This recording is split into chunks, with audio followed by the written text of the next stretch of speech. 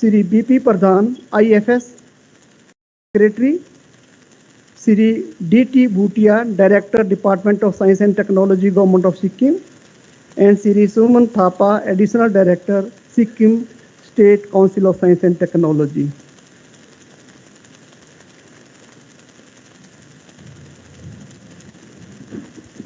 A very good morning, Shri Bhutia ji, and good morning, all sir. the. Am I audible?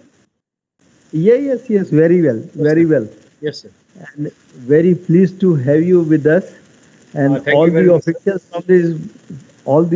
from the Sikkim government, and we'll be very happy to work with you. I remember Honorable Minister when he visited IHBT.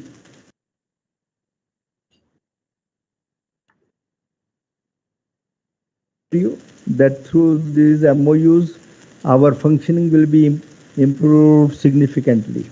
So this is already signed. So we'll be doing now exchange of this documentation through online mode. Sir, can I again request you, sir?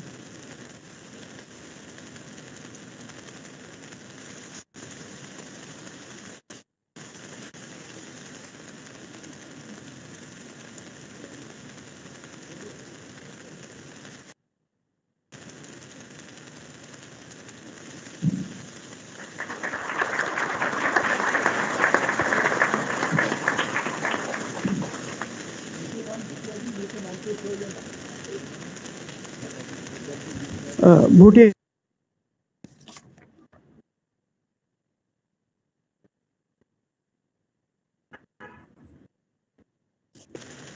Hello?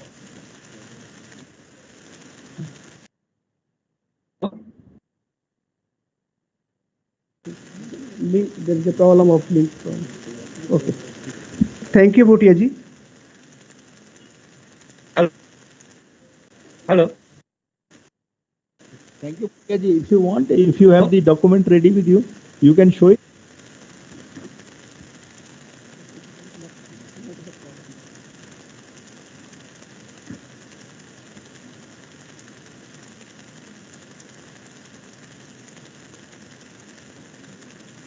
Thank you.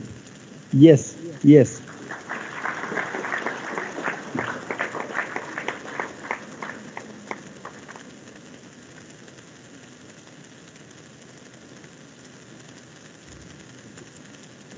Thank you, Bhutia sir. Thank you very much.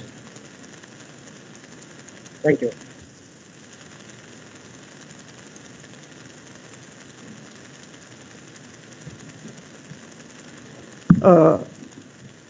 Next will be signed here physically. That is the technology transfer for immunity bars and beverages. The agreement is with Messrs. Vicarda Care Private Limited, New Delhi, and officials who are present here are Mr. Amit Mandhar and Madam Deepika. May I invite Amit and Madam Deepika to please come here on the dais.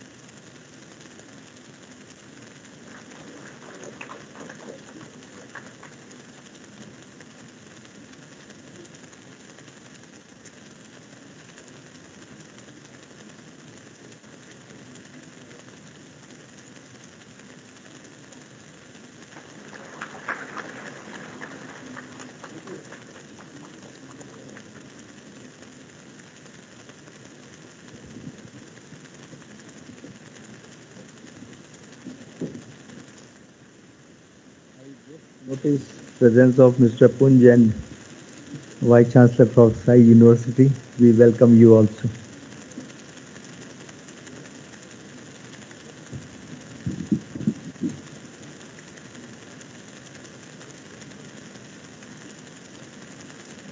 Sir, we also have here Director of Extension Education, HP Krishi Vishwavidyalaya, Dr. Binod Sharma. We also welcome you, sir.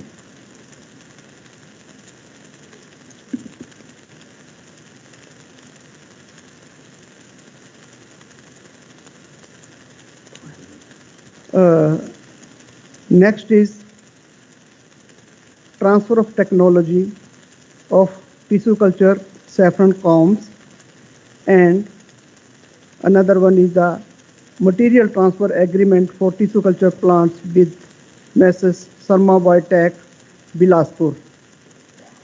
Official present here is the Manik, Mr. Manik. May I please invite Mr. Manik to come here?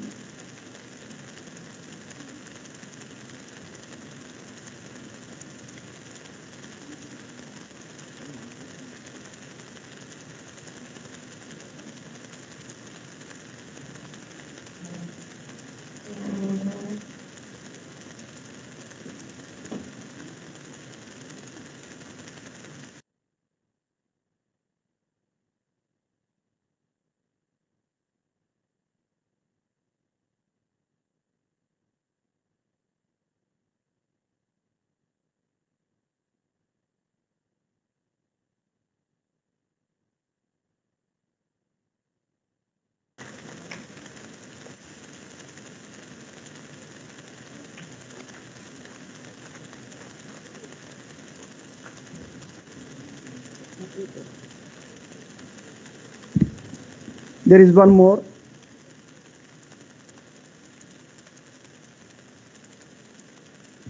This is MOU for incubation facility use for R&D purpose with Messrs.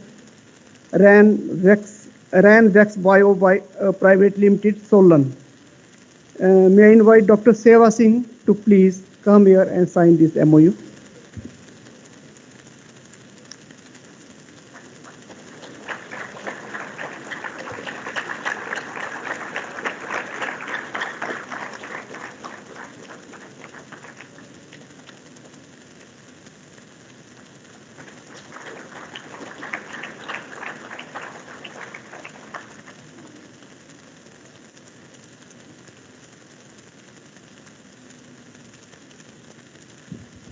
Thank you, Dr. Seva Singh.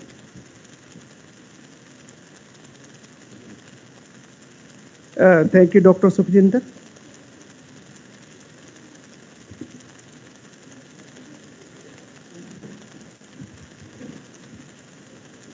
Now moving further, now there is some release of institutional publications.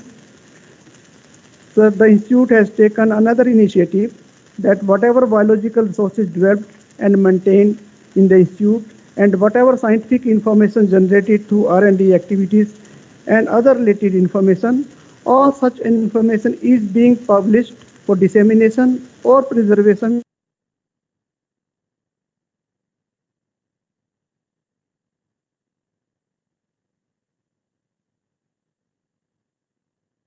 different occasions. Today, 5 compendia are being released on significant achievements of this R&D department, and also we are releasing history of CSIR IHBT Panpur, and then some other brochures and training manuals. First, we will release the history of CSIR IHBT Palampur. You know, history is important for studying.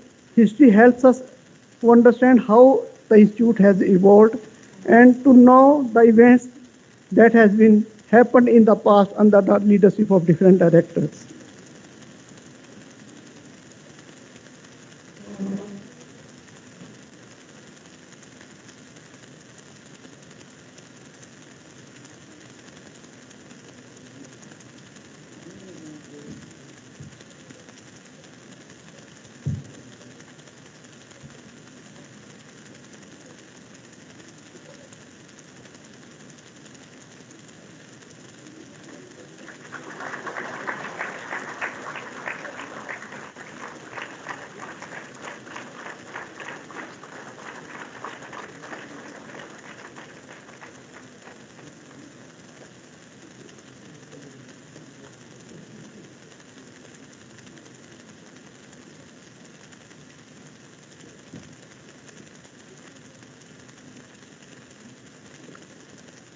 Our next release is the Compendia. And again, there are 5 compendium, one by one we will be releasing. First is the significant research and accomplishment in the area of agrotechnology, first volume.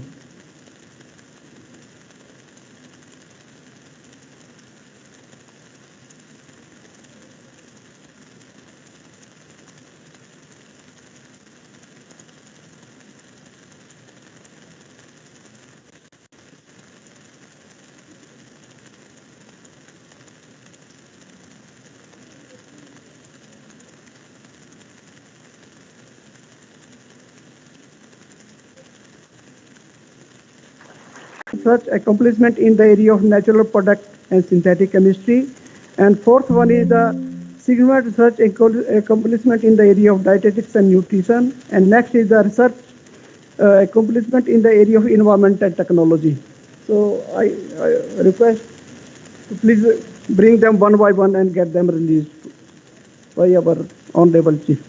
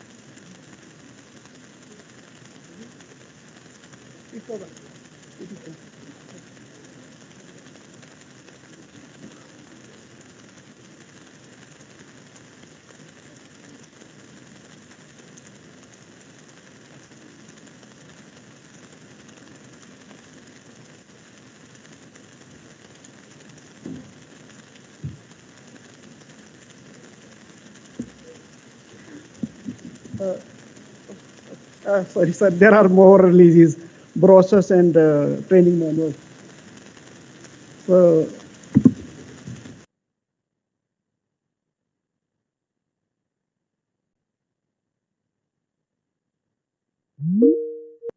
cell and tissue culture in plants of Himalayas.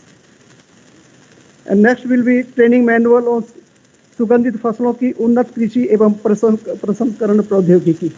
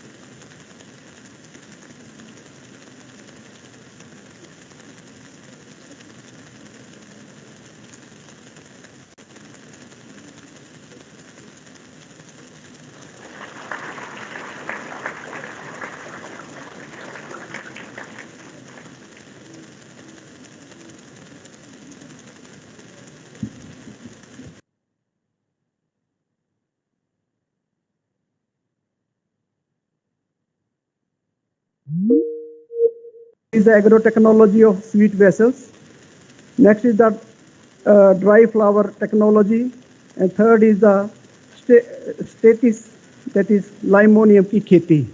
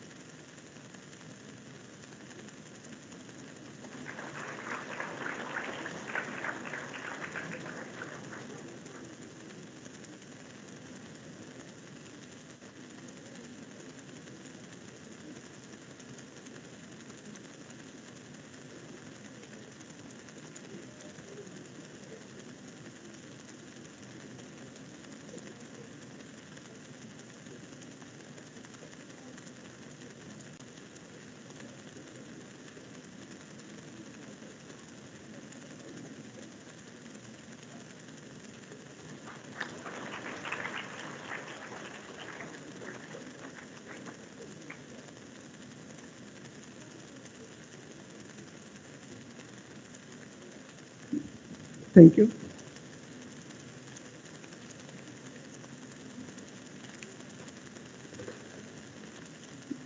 Moving further, it is the prize distribution to the children. Swachhta Pakhwada was celebrated all over the country during 1st to 15th May 2022. We at CSIR IHBT also organized various activities during this period. One of the activity was organizing competitions like drawing, quiz, essay writing, slogan writing on the theme cleanliness for the children of the CSIR IHBT Palampur. The children were grouped based on their class level. The first, second, and third position children of these competitions shall be given award today by our Honorable Chief Guest. I shall be calling the names of the first prize winners among all competitions and second prize winners and then third prize winners of all the competition one by one. They will come to the dais and collect their award.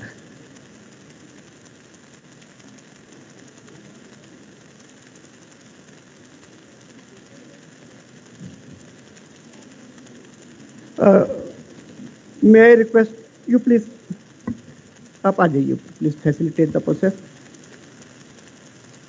Dr. Pamita Bhandari was the coordinator of this activity. Please arrange the children one by one. I will be reading their names. Or you would like to read their names? Okay, please. So first prize is Bismeet Singh, Yuvan Patyal, Naisha Upadhyay, Deeptanshu Gayan, Prisha Thakur, Dritashi Nadda, Ridhima Thakur, Tanmay Sharma, Akshar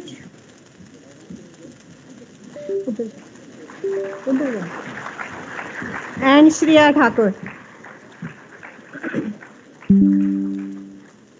Please go one by one.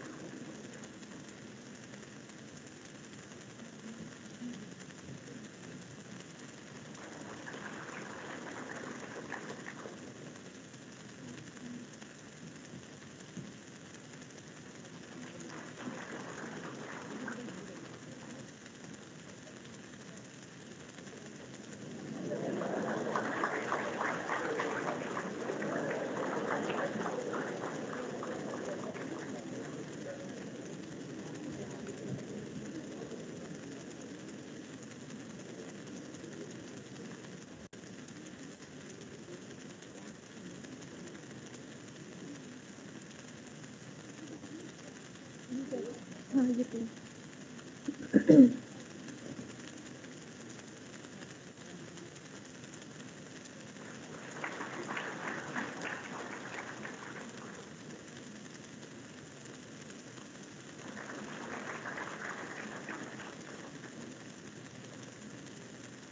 Now, second prize for drawing competition, quiz, slogan, and essay writing goes to Anay Avasthi, Akash Pandey, Harshita.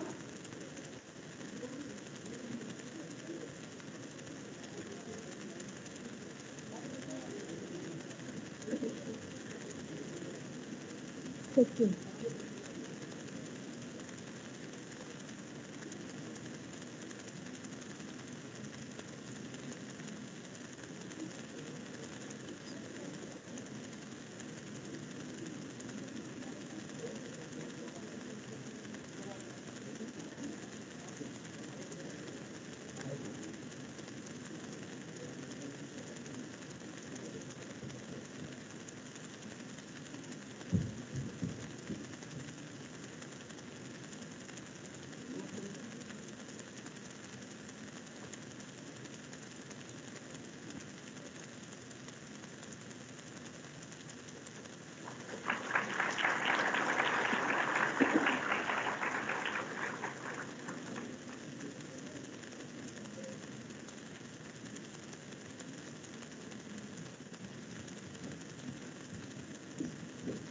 Now, second prize for different competitions goes to Anay Avasthi, Akash Pandey, Harshita, Shrenya Saini, Angad Singh, Tanmay Sharma, Vaishnavi Purohit, Akshini Sharma, Anushka Chawla, Riddhima Kaushal, Niharika Gupta, Ayush Yadav,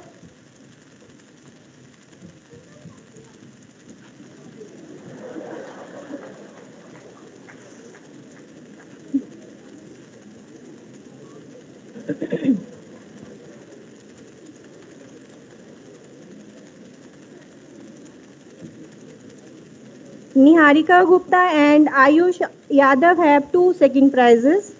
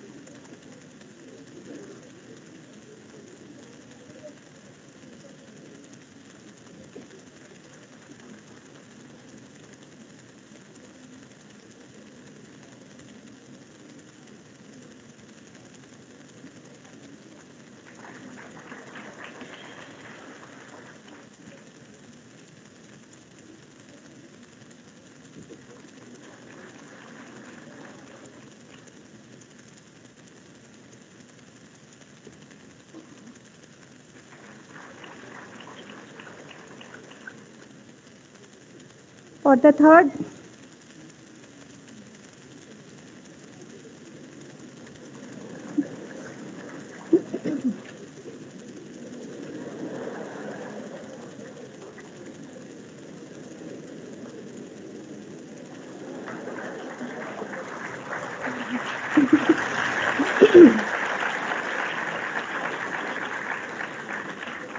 For the third prize, children are Tuisha Joshi,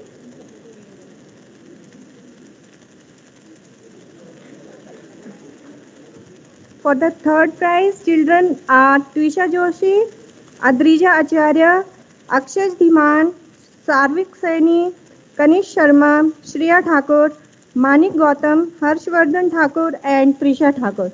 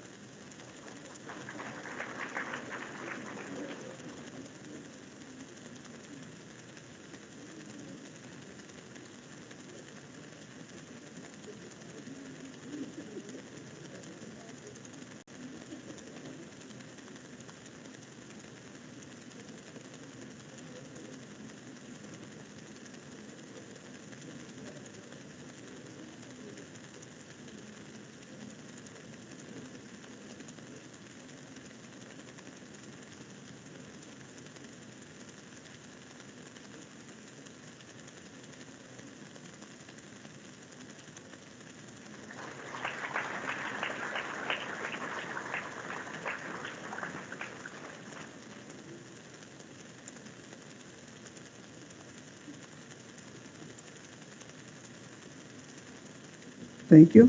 Thank you, Dr. Pamita.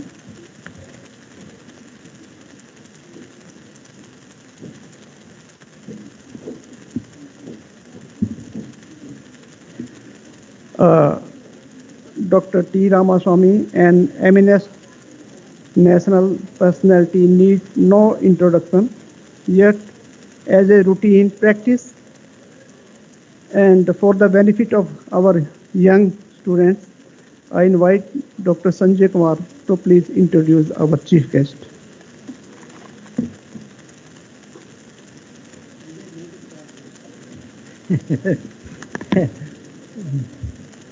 Okay, sir. I'll try to make it as short as possible.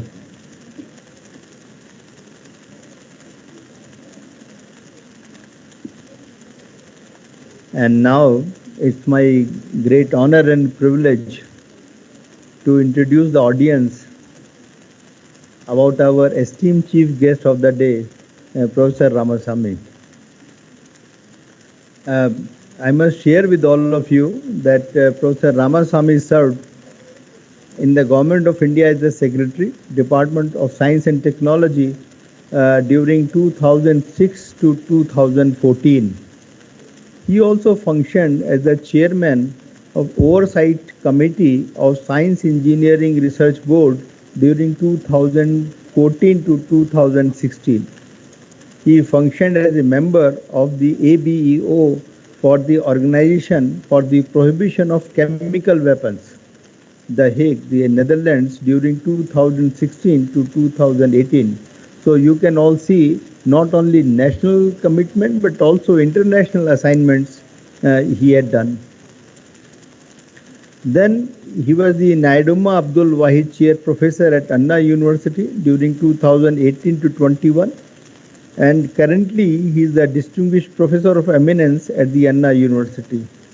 He holds Bachelor and Master degree in Technology from the University of Madras and PhD from the University of Leeds, UK.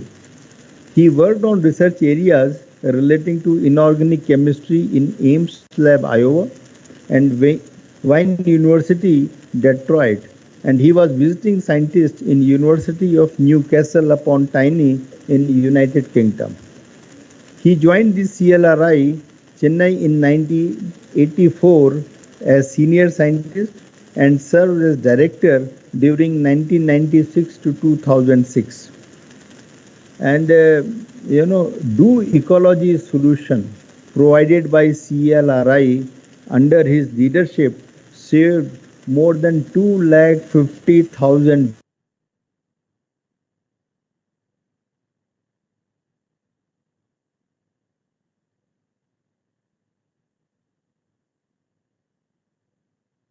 of 400 tanneries in Tamil Nadu, 1996. I think this needs a big round of applause for it.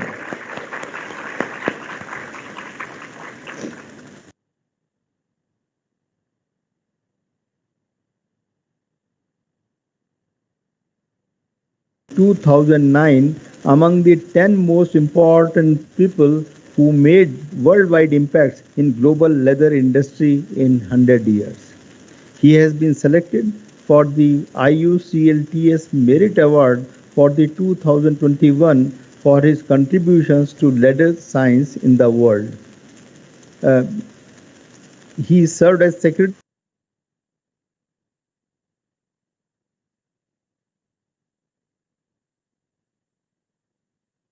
His tenure as secretary, public investment into research and development is scaled manifold, and that was important. And today you see so many programs of DST. He initiated program like Inspire. And sir, I should make a mention on this, that we have several faculty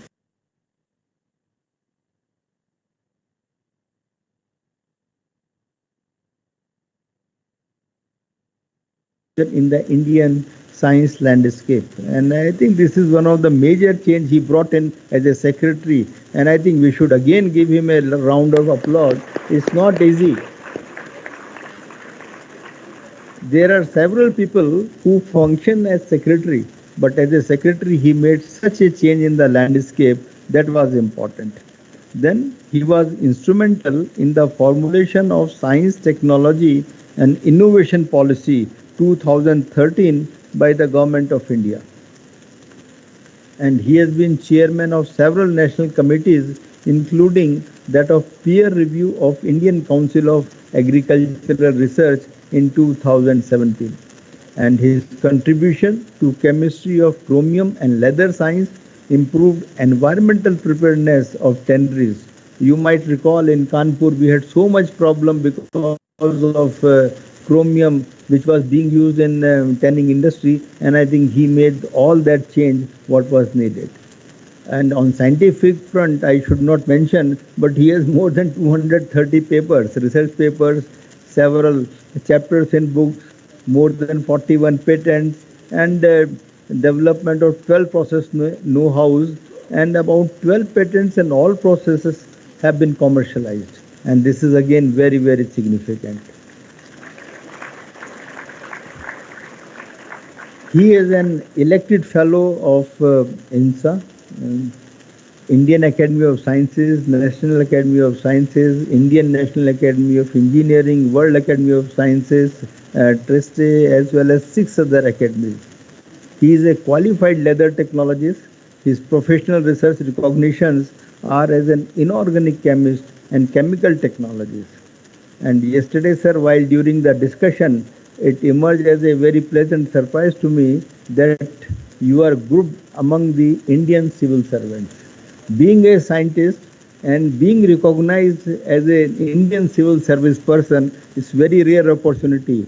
And Dr. Manmohan Singh and Professor Ramasamy, these are the only 2 persons who have qualified among these Indian civil services. And his more recent national and international contributions are as policy professionals in assisting governance processes. And due to his enormous scientific technological, societal, and policy level contributions, it is no surprise that he is winner of more than 65 awards, which include Shanti Swarup Bhatnagar Award, highest possible award of the nation. Then he was given civil honor like Padma Shri and thereafter Padma Bhushan. So, and I was very happy to learn, sir, that apart from your scientific and policy level contributions, you co-authored one book. And that book he co-authored with a renowned artist who is a Mridangam player, Umalapuram Sivaraman, for a monograph on musical excellence of Mridangam, which was published in 2019. And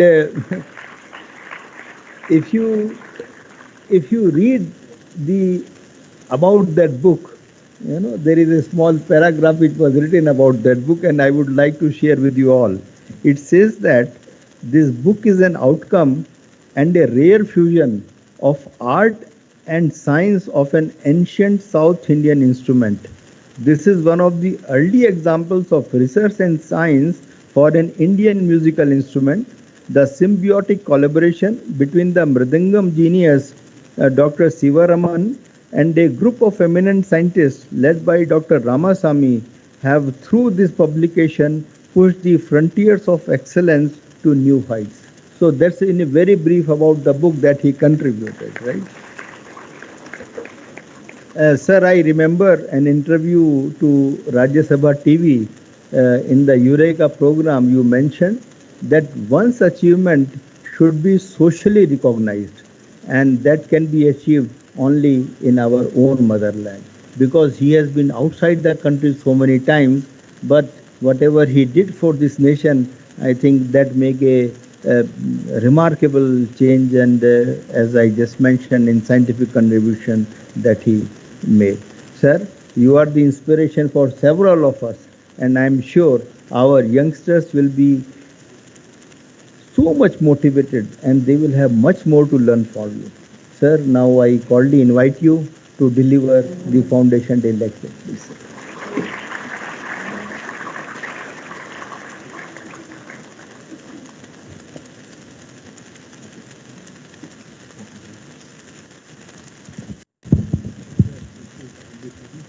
Yeah, sure.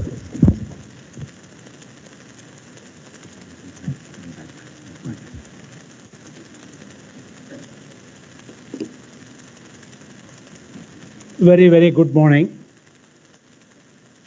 Esteemed director of this institution is Dr. Sanjay Kumar, Dr. Vipin Holland, Dr. R.K. Sod, several household names in Indian science assembled in this house, distinguished guests, our stakeholders who signed the MOUs with the Council today.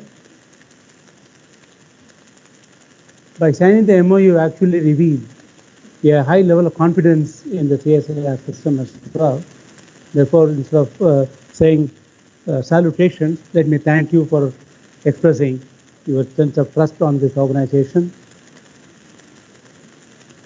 I think I will make it life simpler. Brothers, sisters, daughters, sons, and grandchildren, everyone assembled in the house, the press, and the media. Again, very good morning to all of you. My esteemed friend, Dr. Sanjay Kumar, is done a sort of an introduction which makes my life very difficult. And he's a kind of friend whom Nelson warned about. Nelson said he can take care of his enemies because he knows how to deal with them. The friends are the most difficult people, that you don't know how to deal with them.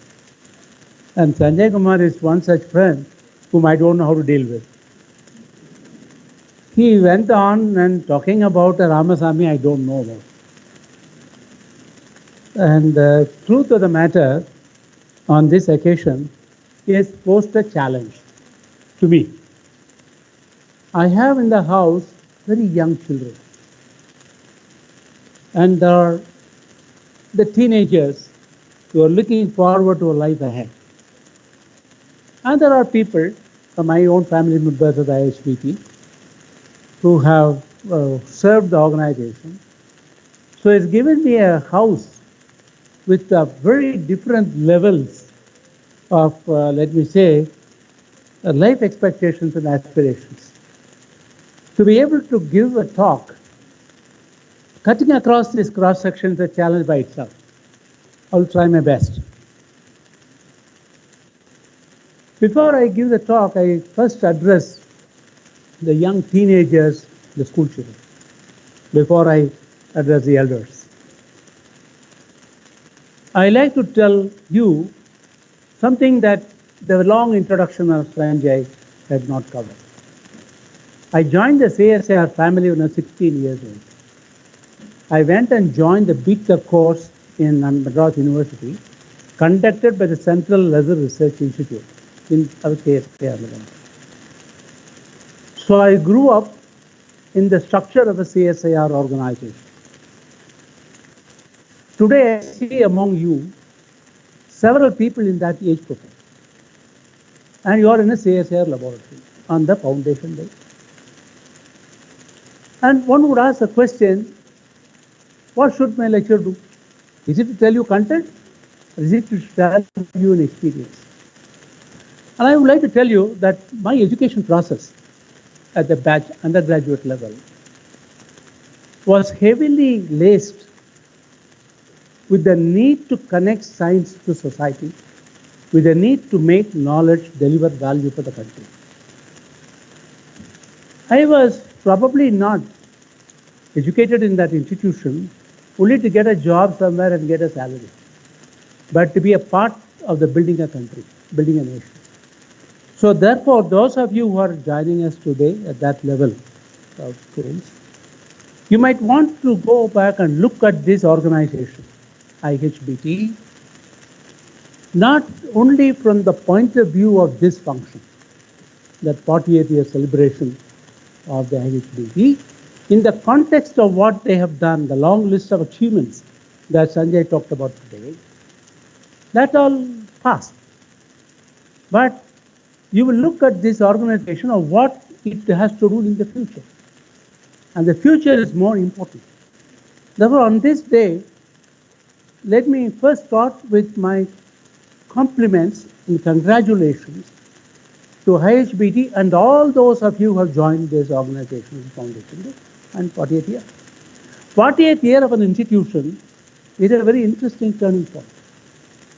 Why would ask a question if 30 years a turning point? My friend Sanjay has spent 32 years in this organization. He belonged to the set of people who formed the founding nucleus at the embryonic stage of this institution. But it will be 1 or 2 years from now, Sanjay will be retired. There will be a few more. So there will be a generational change at the turn of the 40th year. The people who formed the institution at the very early stages will be retired. And there will be somebody else who will be now in this 25s and 30s who will move the organization further. Therefore, the journey of the 40th year to 60th year is a very crucial period.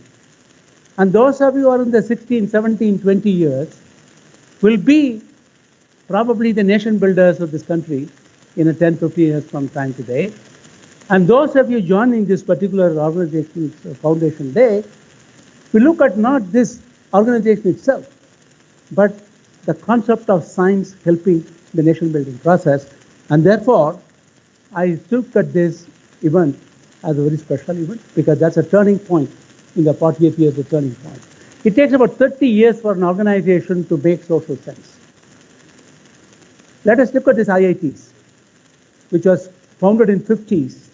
Up until 2000, let's say late 90s, I don't think India really looked at the IITs as something that changed the world. They were saying, no, they are producing export quality technologies and engineers. And they would look after themselves, but they didn't do much changes in the country. But it is in the turning point of the 90s and the 40 years then, it turns out that the India came to be recognized in the world platform as a country of immense talent, and the country was revealed to the Western world, to the world itself, by the IITs because of the knowledge they brought together. And therefore, those of you who are in this 20s today, who are assembled today in this house, have a responsibility to reveal this nation's glory in the years to come. And therefore, this Foundation Day is much more than celebration of the IHBT faculty alone. It is all of you who joined here. Let me say that long live the IHBT and her service as a society through science and research. I deliberately declare this institution as feminine gender, her service. Because any relationship is a mother who is a symbol of service. And therefore, I'll put IHBT as a female. Had IHBT not been born on the 2nd of July 1983 and turn the history back, you can ask the question, is there some? It's a question that one has to ask. And I believe there are a large number of things that I can enumerate, and Sanjay Kumar and all his colleagues will enumerate a lot more that nation may have lost. Had IHBT not been rechristened in 1997 IHBT, and it would have simply remained CSIR complex, and the word complex is complex enough to convey nothing. But IHBT was a name present, and I like to see why this IHBT is special. What it has done in the 40 years is important celebration worthy. But what it may want to do in the next 20 years is what that is important. And that's the reason why those who are in the 15, the teenage level, are my important the constituents in this house today. Whenever somebody starts a lecture, you start with a standard beginning. When you finish, you say thanks. This one lecture, start with the thanks. Usually people finish the lecture with thanks. And I call this Thanksgiving. I'm very grateful to the director and the entire family of the IHBT for the opportunity to visit this institution after a gap of 10 years. Gap of 10 years is very important. Because those of you working in IHBT, because you're part of a change, you don't observe the change at all. No mother sees the change in her child. Outsiders see the change. Therefore, I would say I have been able to personally witness the great strides made by you during the last 10 years. And I would like to express, as an older man, as somebody who had been a well-wisher of CSIR, your work is commendable and heartwarming. Thank you for making this IHBT an institution of high value. This is for the people who are working in the organization. I recognize that the Institute is striving to locate areas, identify areas in scope for the research and technologies that focus on the remunerative, not subsistent agriculture. More than half of this country relies on agriculture in terms of population. And among them, more than 80% of the farmers are living on subsistent agriculture. All the time we hear in the news about farmer suicide. We don't hear the suicide of others, but farmer suicide.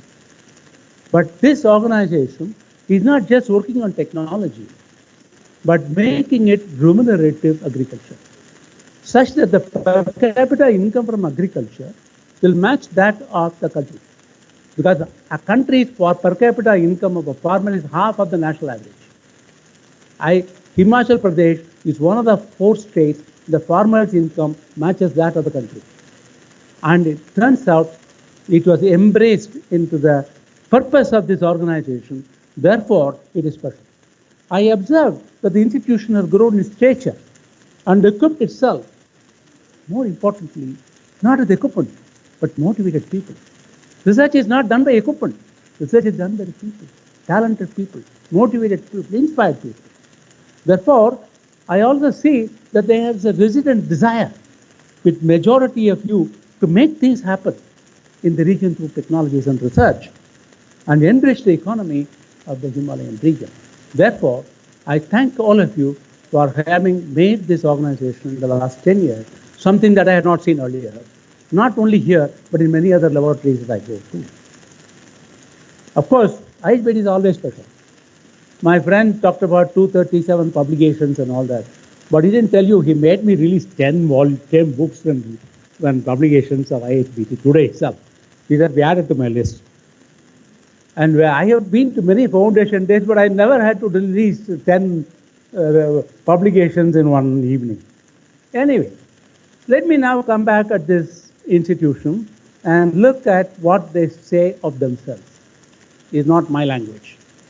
So, Institute for Himalayan Bioresources Technology, Palampur, established in the year 1983. It's an unusual name. The name defines a purpose. Usually, people talk about the objective of an organization, okay?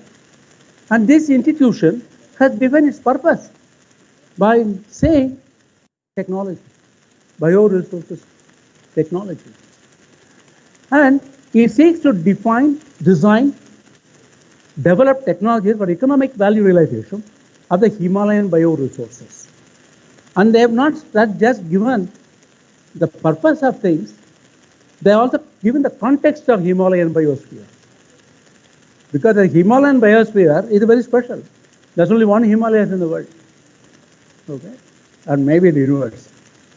Therefore, that one Himalayas describes itself the need of a special nature.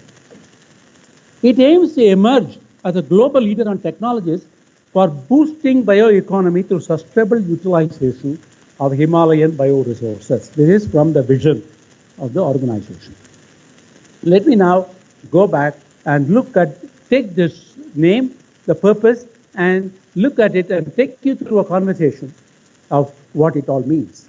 The 40 years journey of the IHBT so far talked about remunerative utilization of bioresources of the Himalayan region by serving as a reliable source of technology that remain the focus. And my friend Sanjay keeps telling that he has signed 300 plus MOUs in a year. So every day he's signing something. Today we saw from 5, 6, 7 signed. And that is an indication of the organization became reliable source of technology. Otherwise nobody will come. Considerable work has been done on tangible impact on the utilization of bioresources by value addition, because raw material have a certain value, and the role of technology is to add value to it. Okay?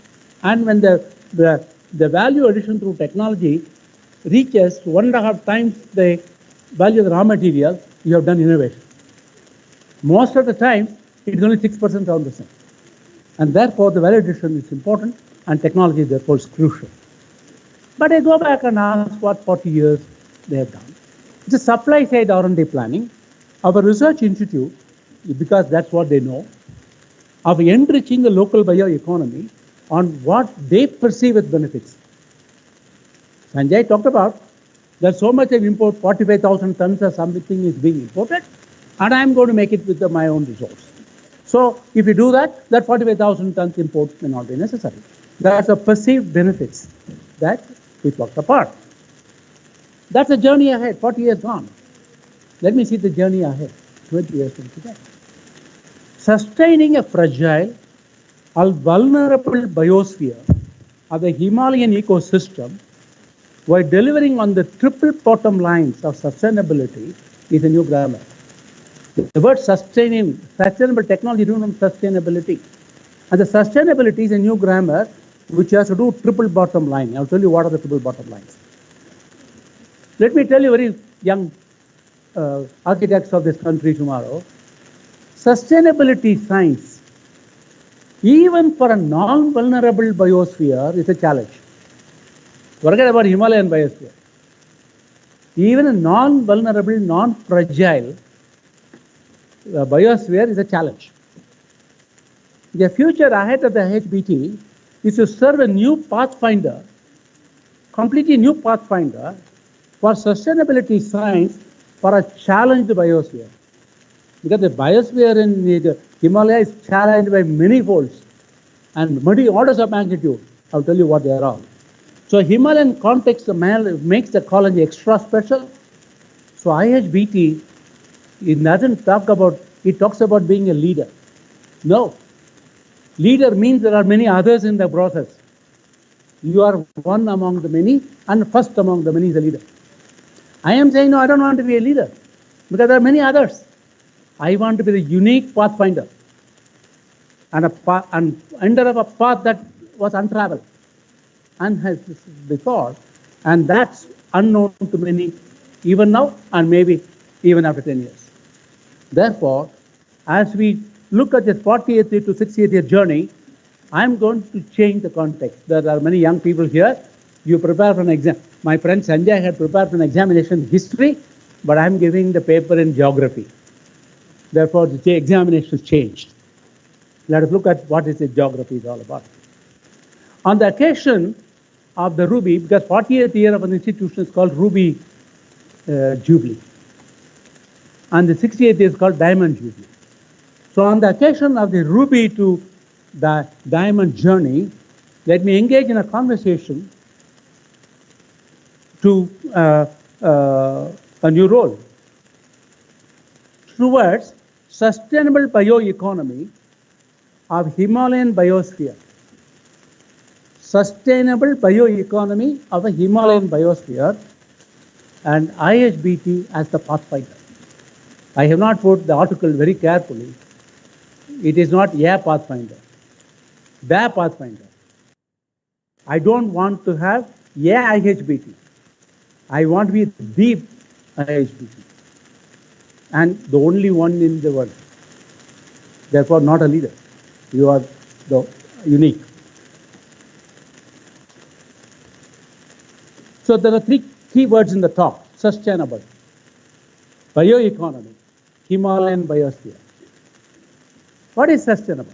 Sustainability demands responsible consumption, not supply. It's a responsible consumption that assures bearable, viable, and equitable feature of use. There are three parts here: bearable on the viable and equitable feature of use. It is much more than sustainable utilization of the resources. Bioeconomy is about a creation of value and wealth from bioresources available and accessible for economic gains. Bioeconomy is context specific, but sustainability is not. Sustainability is not context specific, it is universal. Himalayan biosphere is an integral and critical part of a fragile, vulnerable ecosystem. Biosphere is a part of a larger system. It is a part of a geosphere, part of a troposphere. So, Himalayan biosphere is an integral and a critical part of a fragile, vulnerable ecosystem, characteristic of Himalayan geology, which is seismic zone. There's a lot of undercurrent in this Himalaya, continuously, and communities living thereof. Therefore, we cannot separate the communities living in the Himalayan region from the biosphere. They are integral part. So sustaining a Himalayan ecosystem is a challenge of tall order in the wake of a climate change and other external forcing conditions. So the climate change is not something what you and I do alone, and not what our generations did. What was done by 200 years ago by our ancestors is contributing to climate change today. Therefore, there is a question of the climate change issue, and therefore the role of IHBT as a new pathfinder is an opportunity of enormous value. I want to talk about sustainable. All that is bearable is not sustainable. All that viable is not sustainable. All that equitable is also not sustainable. There is this Venn diagram, and many of you will understand this Venn diagram business. The sustainability has to be bearable, viable, equitable, all at the same time. And bearable to whom? The people and the planet. Equitable to whom? The people and the economy. And viable for whom? Planet and the economy. So I have talked about people, planet, and profit, or society, economy, and environment. So it has to be bearable to society and environment.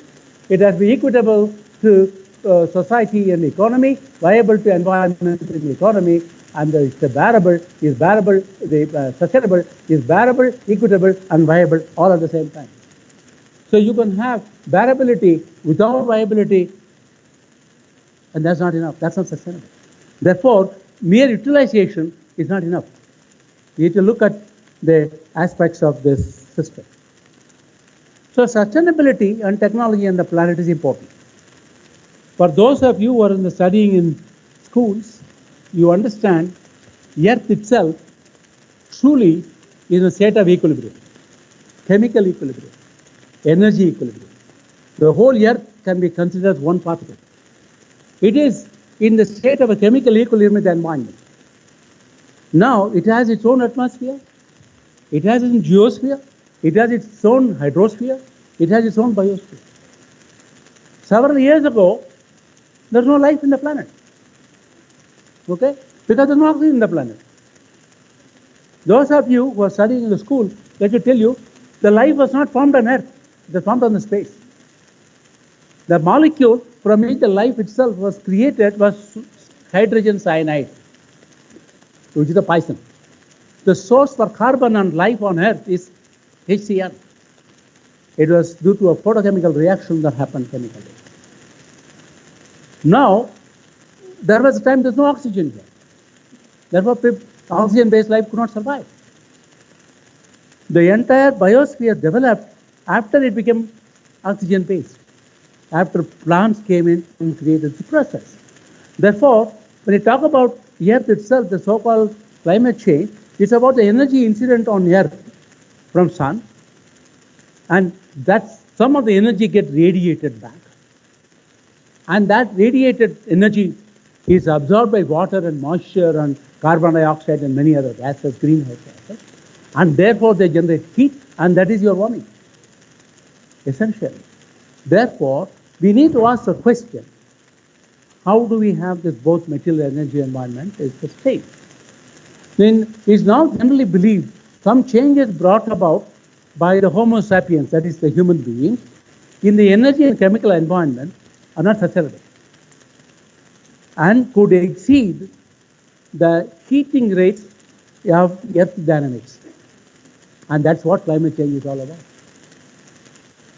It is true that unsustainable changes on the planet were brought up by technology.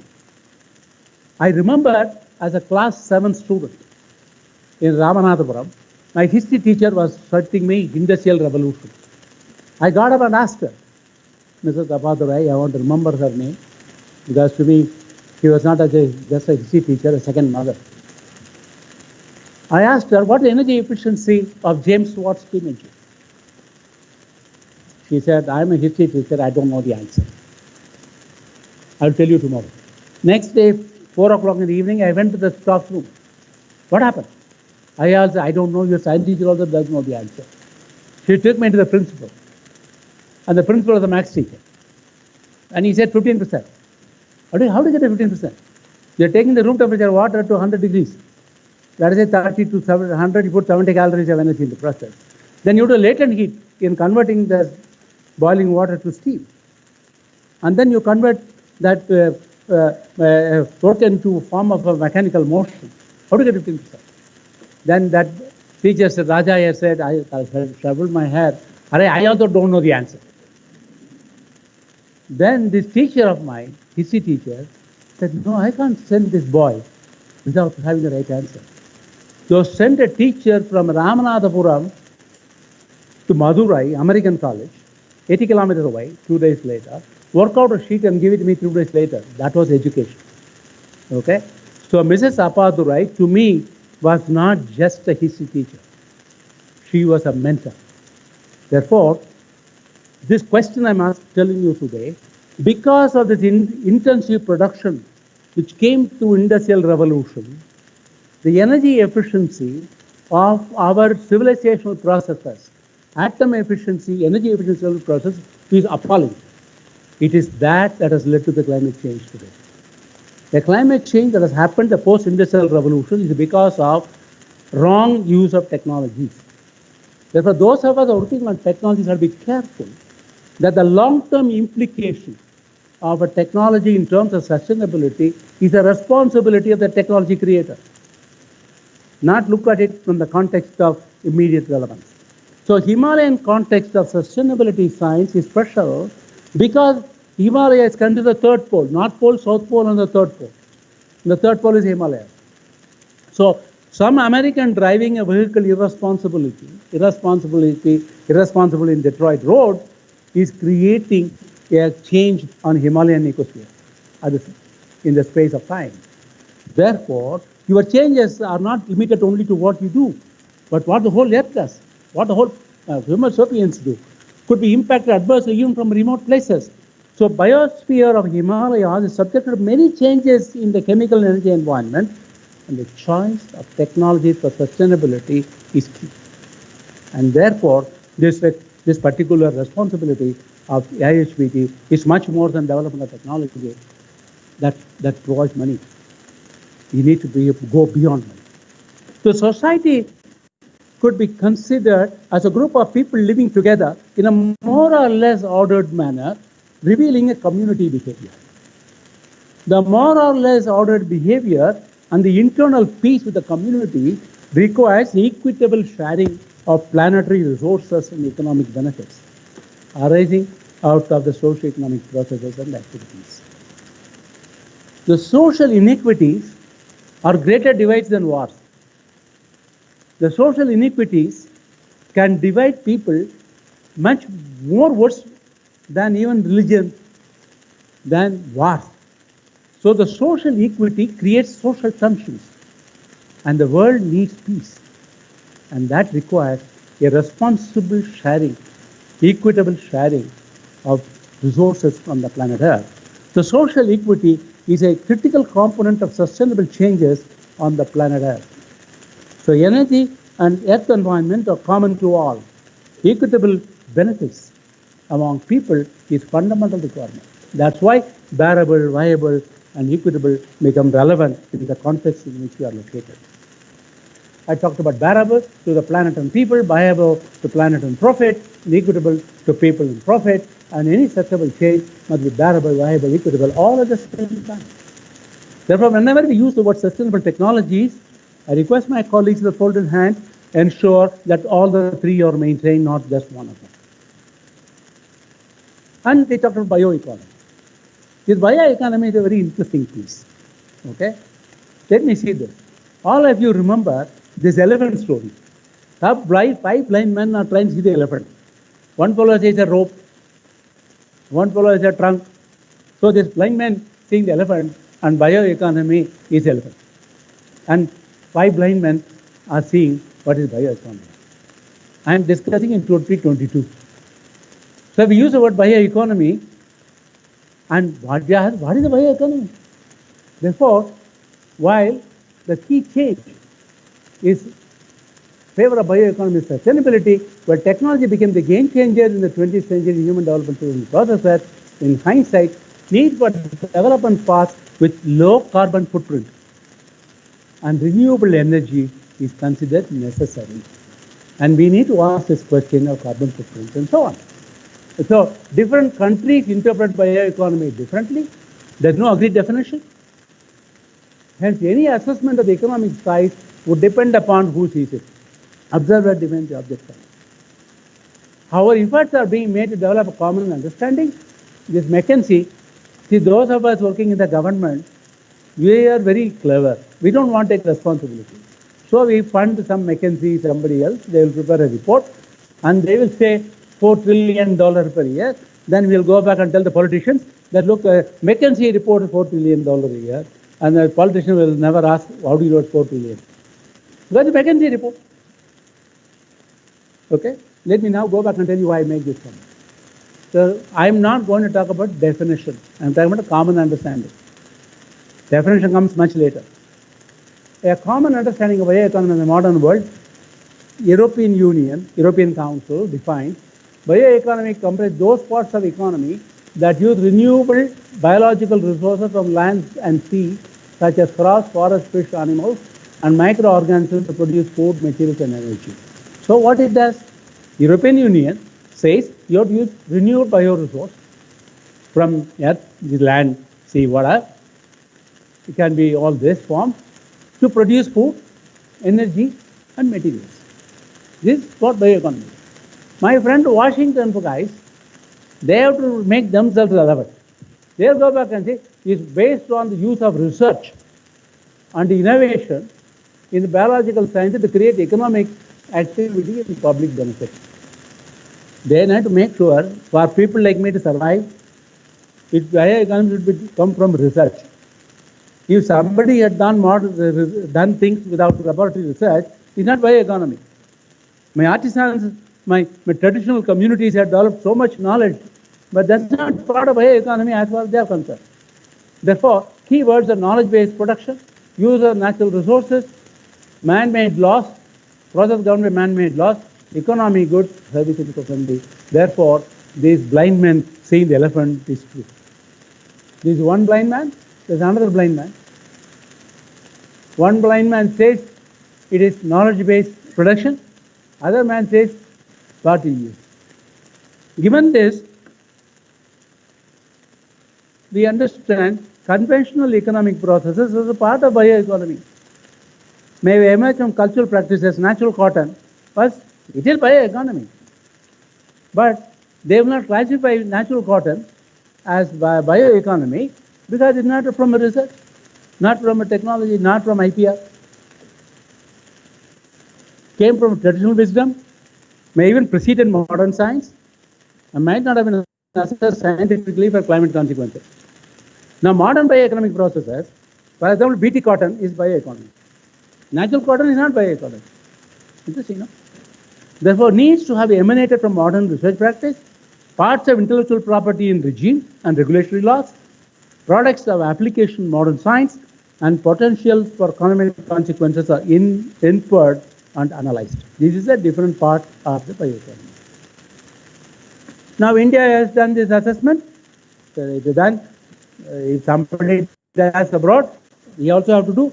So the Department of Biotechnology has done the appraisal, and we have been a beneficiary of nature in the civilizational processes, and the Indian communities lived on the Himalayan region, traditional communities, are far more intelligent than the researchers in the world. And they have sustained that economy for hundreds of years, this ecosystem for hundreds of years. And this is a part of the civilizational processes. They have treated the biodiversity, and the value of the Indian bioeconomy at that time was not even estimated. Now we have estimated through BIRAC, it has been estimated $262.5 billion in 2020, and believe it will go to $100 billion because the growth is very important for us. And by 2025, these are numbers. And then for those of you working in the bioeconomy, they'll talk about how many million workforce are involved, how many companies have come, how many graduates they turn out, what are the values of each one of them, bioagriculture, bioindustry, or biopharma, and this is how the values are given. This is a report of the McKinsey. And these are the current portfolio: biomedical devices, vaccines, genetically modified products, biofuels, enzymes. India is the third largest user in land on BT cotton in terms of bio-GM product systems. These are the values. But there's a footnote. I'm not sure that these descriptions would include several technological interventions that make the remunerative agriculture in high altitude farmers like IHBT does as a part of bioeconomy or not. Okay? Because they are not going to have patent laws, they are not put a regulatory process, they are more, you see, research which is focused on inventor and investor by IPR is considered part of bioeconomy. The research is focused on people-centric changes, cultural changes, is not part of the bioeconomy today. And IHBT's most of the work is in that domain. Therefore, you have to examine that part in its own space. So bioeconomy, the Indian Himalayan region, technologies for the process, I think a focus or the mandate of IHBT of the past, of the present, of the future. So the common understanding of bioeconomy, I told you before, and the challenge of sustainable bioeconomy I'll mention, traditional knowledge which has sustained fragile ecosystem in Himalayan region are not grouped under bioeconomy under commonly understood criteria today. Himalayan biosphere is even more fragile, vulnerable than many other zones. So technology grading and ranking for sustainability indices for Himalayan biosphere is a special challenge. IHBT may like to define the scope based on EU model rather than Washington model. Because EU does not come into this IPR and those issues. And therefore, we need to go back and ask, among the 5 blind men, they're also blind. The question here is, they are blind as whom? That's an issue. Himalayan biosphere specialities and vulnerabilities is actually fragility. Himalayan biosphere is located in a difficult terrain of highly variable atmospheric temperature, slopes ranging from few centimeters to kilometers per kilometer lateral distance on plain and land and seismicity. It consists of several rare species of flora and fauna, micro, macro, and megaorganisms, some of which are facing extinction. So forest wealth and wildlife are integral parts of Himalayan biosphere. When several species are facing extinction, I'm very pleased that in the last couple of days, I see a commitment on the part of this organization to really protect that endangered species from the fear of extinction. I have seen people before preserving the endangered. Preserving the endangered is one challenge. Protecting from its impending danger is a completely different challenge, and that is very integral part of the Himalayan biosphere. And therefore, in this, there's a role for the IHBT, but the role for a greater responsibility of bringing a culture among the community, cultural awareness of this endangered species, and not allow the communities inadvertently lead to this extinction. Technology is only one part, but there's a consumer participation, community participation is essential. The several forms of Himalayan biosphere are extremely sensitive to many environmental perturbations, and climate change, its fragility and vulnerability are matters of concern. And that's the challenge that IHBT discussed. The Himalayan biosphere is sensitive to environmental conditions, localized in a geologically seismic zone. You see, several years ago, I'll share an anecdote. I was Secretary DSA, just joined. Some friends of mine from Iceland, from Putin's office, had come and met our Prime Minister. And they said that the glaciers are melting in the Arctic, and our glaciers will melt. And they said by 2030 our glaciers will melt, and India and the whole region will become dead, because the glaciers are very important for us. So the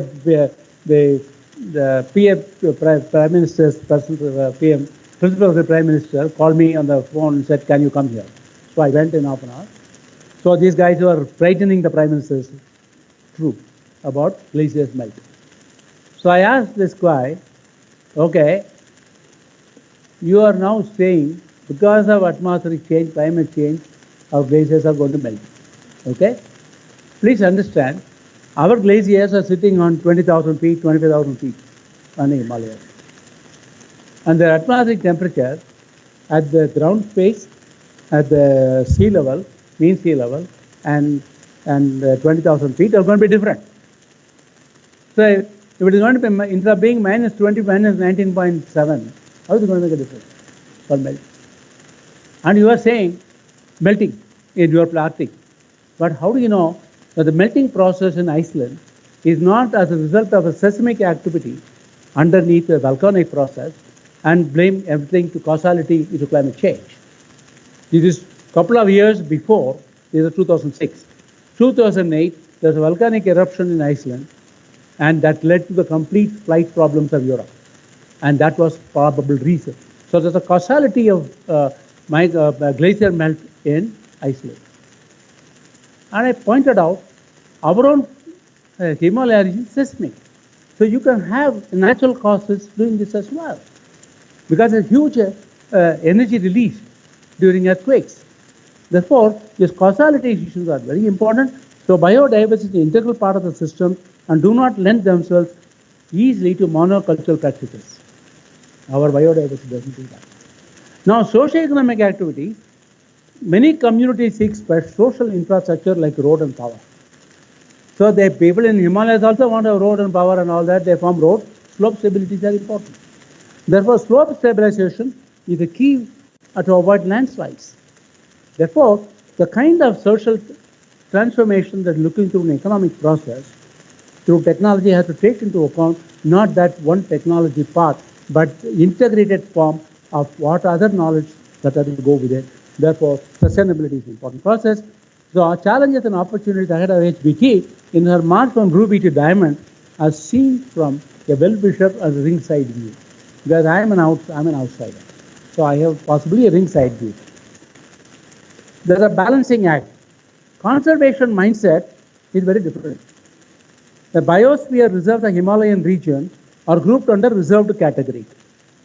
So when you say reserved, conservation and protection mindset would dominate the decision process. Regulation will say you can't do this, you can't do that. The latest point of a regulator, you can't do this, you can't do anything. They will say that nothing can be done. That's the way of conservation.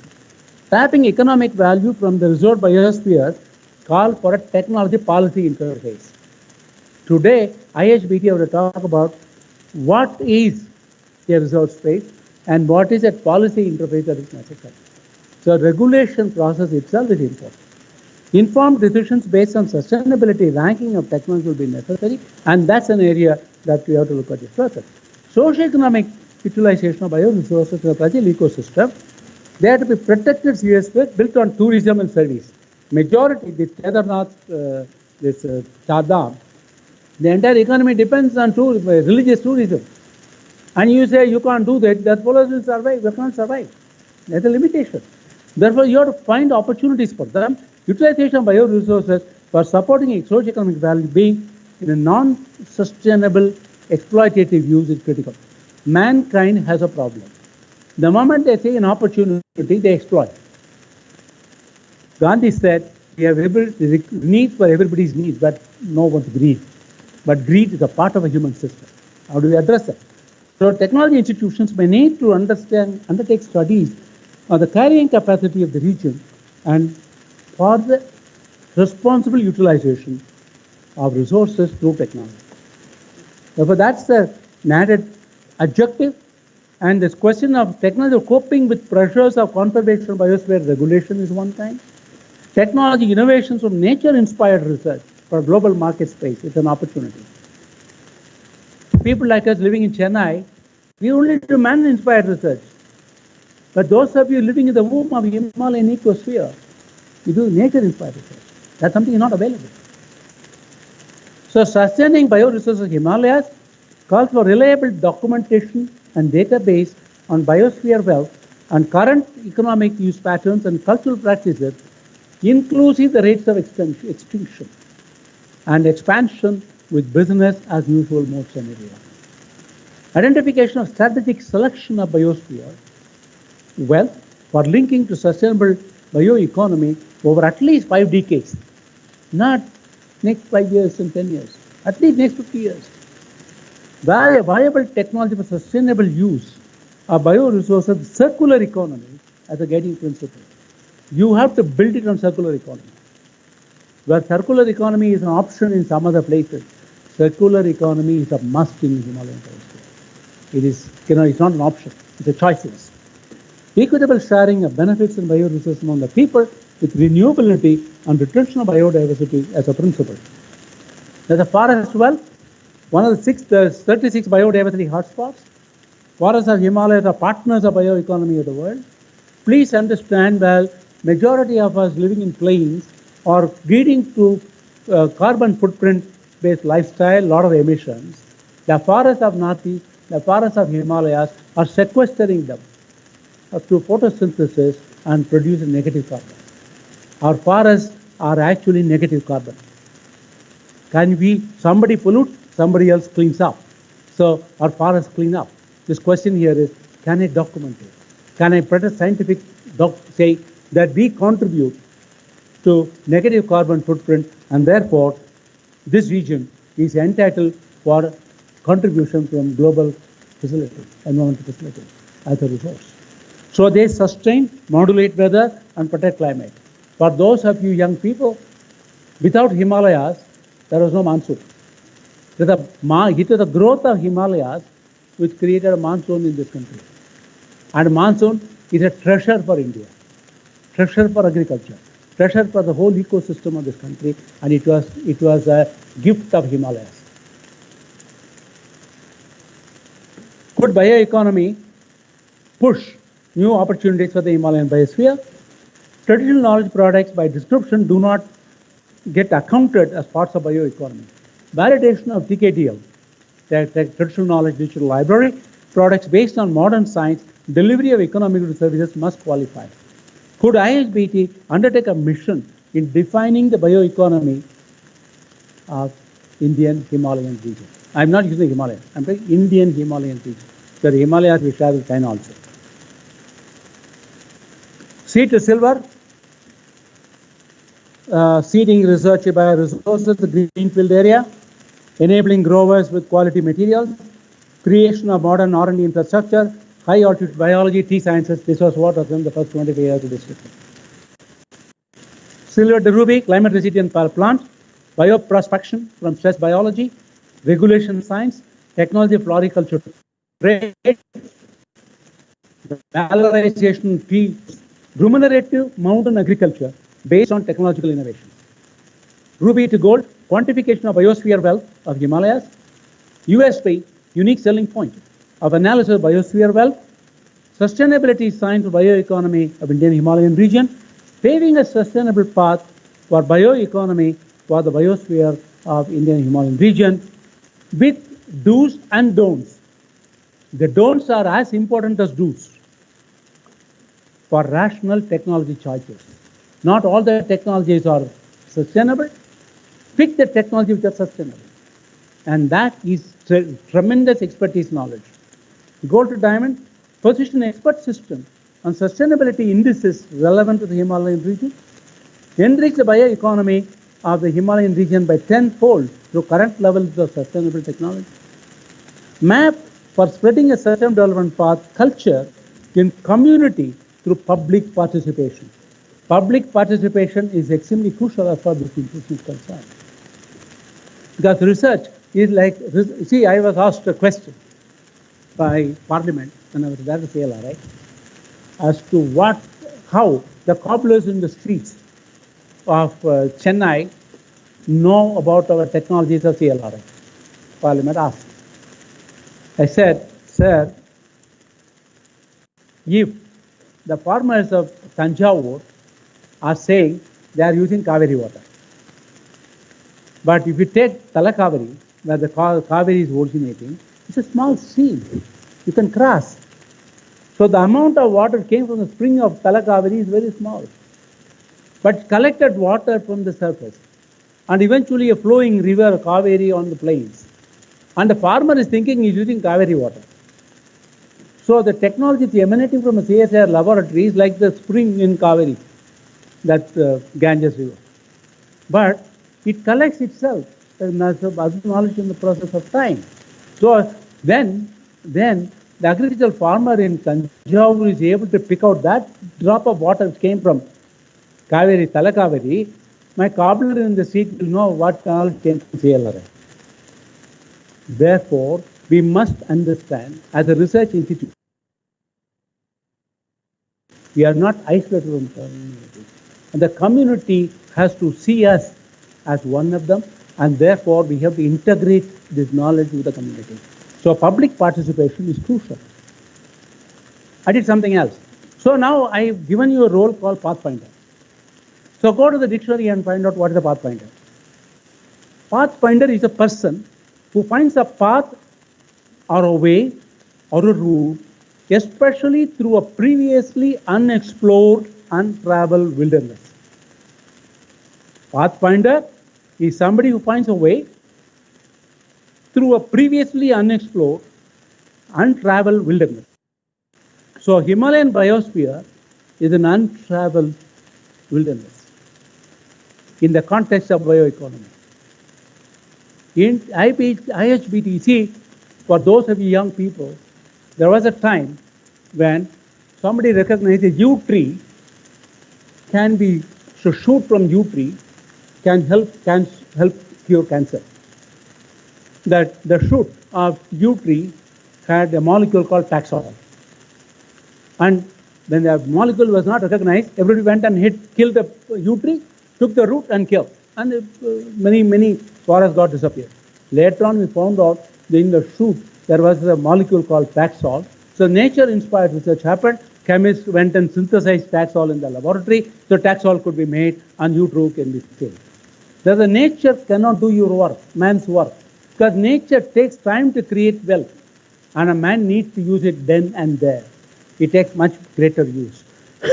Therefore, you have to use nature to inspire, to recognize what we need, but we have to generate our own path to do this, and that's what IHBT will do. Has got his work cut out as a pathfinder to do this process, and that's the way forward.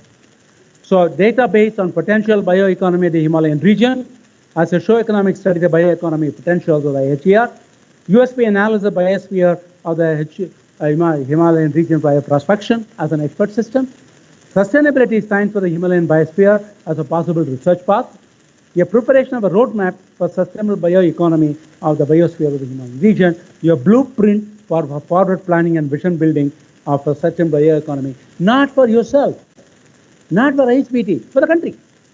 Therefore, IHBT's main role is nation building, not solving projects, not doing technology. And therefore, the forward planning and vision building for the country, and the sustainability index for ranking technology for a Himalayan biosphere, at least on a 50-year span. Enriching tenfold bioeconomy through a sustainability indexed technology for applications in the IHBT biosphere. Pave a path for sustainability culture in the community. Sustainability culture needs to be created in the community through a knowledge system, and that's a huge task of connecting to people. And a play the unique pathfinder for the long-term sustainability of the Indian Himalayan region. Journey of the past, focus on technologies for utilization of bioresources, design and develop technologies remain primary focus. Aspects like fragility and biosphere long-term sustainability might not have been the conscious considerations. They were in backdrop, but they were not in part of the conscious considerations. IH journey of the future to consciously leverage the biosphere of the Himalayan region for sustainable economic development, complying with all the 17 sustainable development goals. All the 17 sustainable development goals of the country world is a solution and not a technology approach. You have said technology is a purpose. No, where is the technology? I think you would like to look at technology solution. Bioresources technology solution as your next level of development. Consciousness of bearability of a fragile biosphere of the Himalayan region, equitable sharing of benefits of biosphere among the people, and viability of technologies in a competitive market environment. They are required all at the same time. On summary, general discussions on sustainability bioeconomy were presented. Opportunities and challenges were presented at the technology institution for this institution. Some milestones and landmarks crossed by IHBT was presented, and some possible paths of the journey were presented, not from gold to platinum, ruby to diamond.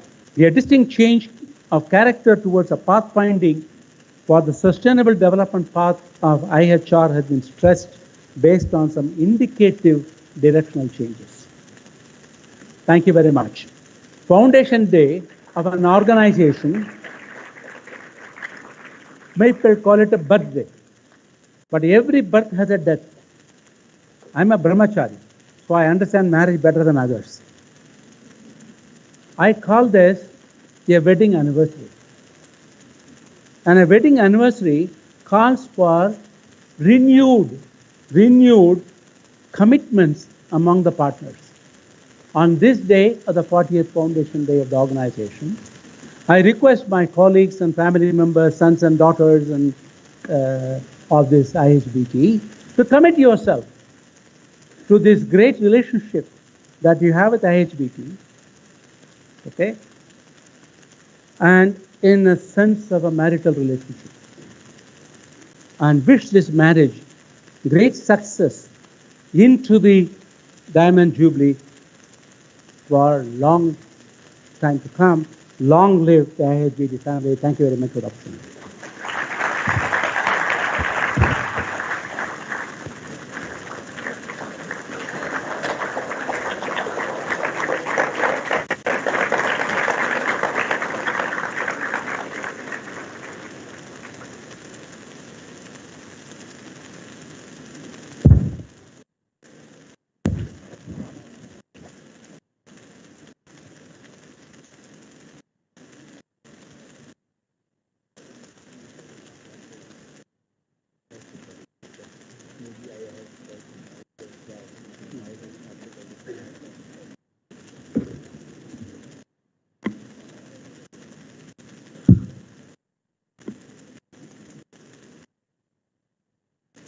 Thank you, sir. We are really very fortunate to have such an outstanding Foundation Day lecture today, which kept engaged all the segments of the audience with outstanding and unique information, full of messages and guidance to each one of us, and particularly for CSIR IHBT for its future vision, for its journey from ruby to diamond, and to become pathfinder in bioresources and bioeconomy. Thank you very much, sir.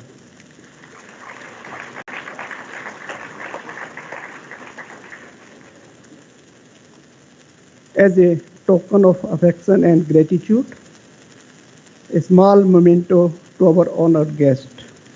May I request our director, Dr. Sanjay Kumar, to please honor the chief guest, Dr. T. Ramaswamy, with Himachali shawl, cap, and chambathal, and of course, Institute's product.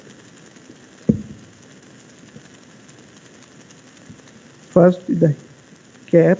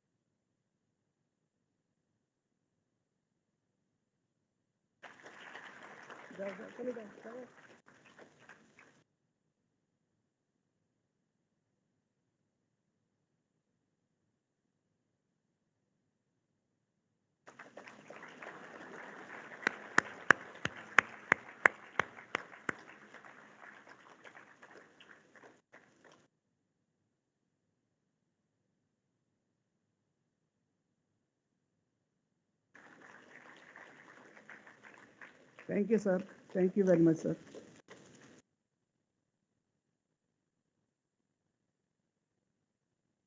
Now I request my colleague, Dr. Bipin Allen, to please propose vote of thanks.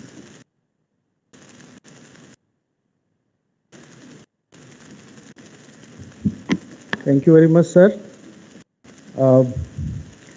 Honorable Dr. Ramasamy, Dr. Chandrasekharan,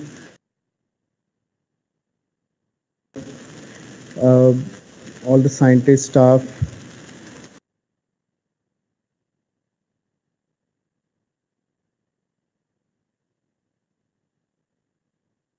on behalf of the Institute on 40th day, Foundation Day of the Institute. So it was a treat and an honor to actually listen to Dr. Ramasamy, who is chief guest of today's function, and his deliberation on towards sustainable bioeconomy path of Himalayan biosphere, where IHBT as a pathfinder was very actively listened by all of us. He's a great orator and very rightly indicated that there is a strong message as sustainable bioeconomy is an emerging theme across the globe, and contextualizing such a theme in the context of Himalayan biosphere is a great challenge. And the role of IHBT for tapping this economic potential of bioresources of Himalayas is critical for sustaining a fragile and vulnerable biosphere of the Himalayan ecosystem. The presentation and lecture was full of take-home messages. Sir, your pioneering thoughts and futuristic thoughts will go a long way in making IHBT a global leader, and our scientists and young scholars and staffs are immensely benefited by your critical thoughts in this direction. Thank you very much for sharing your valuable personal experiences also. Thank you very much, sir.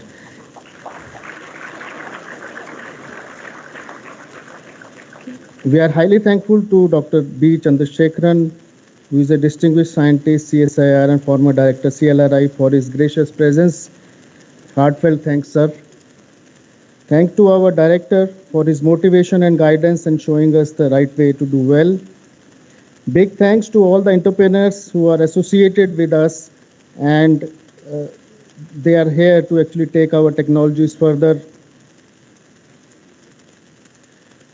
We are highly thankful to the gracious online and offline presence of eminent scientists, doctors, academicians, guests from different universities, institutes, schools, and organizations and associations from around Kuala Lumpur and far off places.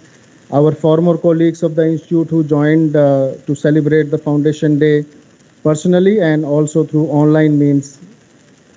Big thanks to them. Thanks to the school children and the teachers from Kendriya Vidyalaya Palampur and New Girl Public Senior Secondary School Palampur of District Kangra for attending today's function under the Jigyasa program, and big thanks to their presence to the teachers, students, principal. Thanks to all the family members of our staff for their gracious presence. Thanks are due to press and media for their valuable presence and coverage of the Foundation Day celebrations. Contribution of all the IHBT staff who were actively involved in making various arrangements for today's functions are gratefully acknowledged. Thanks to all the scientists, technical staff, common cadet staff, and scholars who joined through offline and online mode. In the end, I must thank one and all for their support and encouragement. Thank you all. May I request all of you to please rise for the national anthem.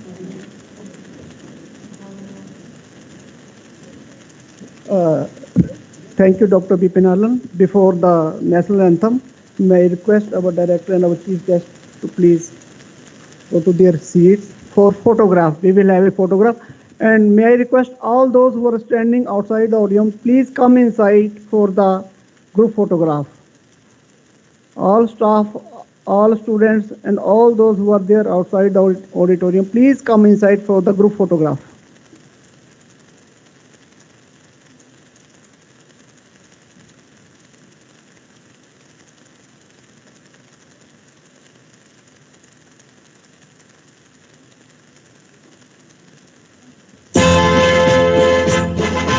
Jana Gana मन अधिनायक जय हे भारत भाग्य विधाता पंजाब सिंध गुजरात मराठा द्राविड़ उत्कल बंगा विंध्य हिमाचल यमुना गंगा उच्छल जलधि तरंगा तव शुभ नामे जागे बारिश माँ